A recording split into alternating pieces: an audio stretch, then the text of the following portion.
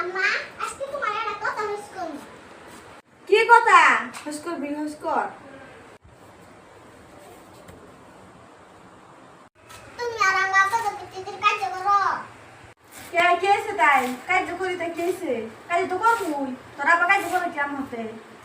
এই যে তোমার কাজ আছে। তোমার যে দিনে রাতে কাজ আছে। কে দিন রাতে কাজ করে তাই কেছে তোর?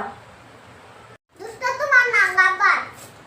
তোর আব্বার দোষ আমার?